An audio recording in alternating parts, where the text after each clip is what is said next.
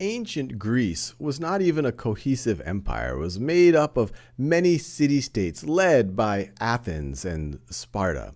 But despite its fragmentation, it's made innumerable contributions to not just Western civilization, but civilization as a whole. And those are contributions in terms of forms of governance, like democracy, contributions in medicine, contributions in the arts, in mathematics, in the sciences.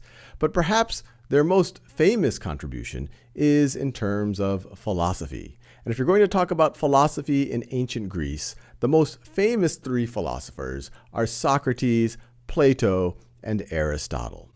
Now, before we get into the first of them, and really the teacher of Plato, who is then the teacher of Aristotle, let's get a little bit of context on this time period. So as we enter into the 5th century BCE, a couple of things are emerging. First, you have a new Athenian democracy. Then as you get into that century, the Persians invade, try to conquer Greece several times, but unsuccessfully. But then the Greeks start fighting amongst themselves, led on one side by Athens and on the other side by Sparta, and that's the Peloponnesian War, which ends with Sparta being victorious, but all of the Greek city-states being weakened dramatically. Now, between the end, especially the first part of the Greco-Persian Wars, and the end of the Peloponnesian War, it was actually a time of Athenian prosperity. They were leading this semi-empire. They were investing in the arts, and it's often called the Golden Age of Athens. And that's the world in which Socrates emerged. Like many philosophers, Socrates led a very interesting life, and it's worth noting what we know about him does not come directly from his writing. We don't have surviving accounts of his writing. It comes mainly through the writing of his students, Xenophon and most notably Plato. We also get some parody of Socrates from Aristophanes that Socrates himself did not appreciate much. But what we know is that he started in life, he was a stonemason, he even acted as a soldier, a hoplite during the Peloponnesian War. But he's, of course, most famous for being a philosopher and for being a teacher. And his teaching style, the Socratic method, is still viewed as something of a best practice today. Rather than lecturing students, to instead ask incisive questions that force a student to deepen their thinking and get closer to the root of an issue, and to learn how to think rather than just having knowledge transmitted to them. Now, what's also notable about Socrates and his many students, including Plato and Aristotle, is that they took a departure of how to think about the world from most of the ancient world. Most of the ancient world was focused on the gods and the metaphysical explaining everything. And while the ancient Greeks did have a large pantheon of gods, Socrates and his fellow philosophers tried to figure out how the world works, why we are here, somewhat independent of the gods. They tried to reason it through. They tried to talk it through, think about it from a rational point of view. And to get a flavor of that, here's a quote. "True wisdom comes to each of us when we realize how little we understand about life, ourselves, and the world around us." So unlike many ancient societies that just tried to explain everything through the metaphysical or through the gods, here you have Socrates saying, no, an ideal, true wisdom is when you appreciate how little we know, this form of intellectual humility. Now, Socrates lived during this golden age of Athens, a time when democracy was flourishing, the age of Pericles. But he himself was a little bit skeptical of unfettered or pure democracy. He was worried, well, what if the people voting aren't educated to make the types of decisions? Maybe they can be manipulated by a demagogue, someone who just tells them exactly what they want to hear.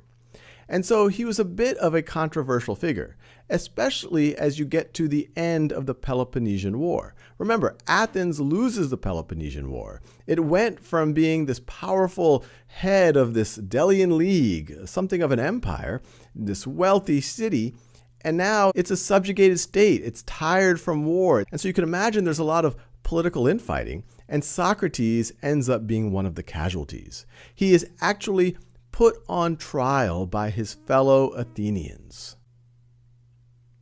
This is a depiction of the trial of Socrates, and it shows Socrates defending himself from the accusations brought against him, refusing to recognize the gods acknowledged by the state, importing strange divinities of his own, corrupting the young. And his defense, which both Xenophon and Plato write about, called the Apology, he's bewildered. He says, where is all of this coming from? Now, it is true, he did not invoke the gods when he's trying to explain the universe. And yes, he was trying to teach the young to think. But by no means, if you look at what he was doing, or at least our modern accounts coming through Plato and Xenophon, does it seem like he was trying to undermine the state in some way. But needless to say, it comes to a vote, and maybe he's a victim of his own fears of a pure democratic process. But amongst the 500 Athenians voting, 280 say that he is guilty, and 220 say that he is not guilty. He's given a chance to think about what his penalty should be. And the charges, at least in the Athenians' minds, were quite serious. But Socrates famously says, "An unexamined life is not worth living." And so even though many historians think that he might have been able to get exile if he asked for it, he was sentenced to death. And this is a painting done much, much later of what that death of Socrates might have looked like. But you see here Socrates about to, or maybe he just drank, the hemlock, which is the poison which will kill him. So even though he had to die for these pretty spurious allegations, his legacy lives on. And it lives on most famously in his student Plato. Now, Plato is famous for many things. There's this notion of a Platonic ideal form that whether you're talking about a circle or a ball or a dog or a chair, that there's an ideal form that is independent of what your senses are telling you or what the chair in front of you might be. That's an imperfect version of that ideal form. The word Platonic in general, you'll hear applied to many different concepts, some of the meanings having changed over time. The other thing that Plato is famous for is the notion of an academy. The place where he taught his students was a little field outside the walls of Athens, named for the Athenian hero Academos. And so that area became known as Plato's Academy. And ever since then, places of learning have often been referred to as academies, just like Khan Academy. But Plato was also concerned, like his teacher Socrates, with the nature of how we should be ruled. There will be no end to the troubles of states, or indeed of humanity itself, till philosophers become rulers in this world, or till those we now call kings and rulers really and truly become philosophers, and political power and philosophy thus come into the same hands. So like Socrates, he's wary of how they have been governed. And remember, we're now after the period of the Peloponnesian War. The city-states of Greece, and especially Athens, have been dramatically weakened. So a lot of people might be thinking, including Plato, well, is there a better way to govern ourselves? Now, Plato's most famous student is Aristotle. And like his teacher, Aristotle is famous for many things and explored many dimensions of the universe. But he is probably most famous for being the tutor of Alexander the Great when Alexander the Great was young. Philip of Macedon, Alexander the Great's father, as he conquers the weakened city-states after the Peloponnesian War, he also conquers Aristotle's hometown of Stagira, and he enslaves the population. And so when he goes to Aristotle to tutor his young son, who ends up being called Alexander the Great eventually, Aristotle says, okay, my fee will be free the people of my town. His town is freed. He tutors a young Alexander when Alexander's in his early teens. And he also gets support for a center of learning. He creates a lyceum, which is his version of Plato's Academy.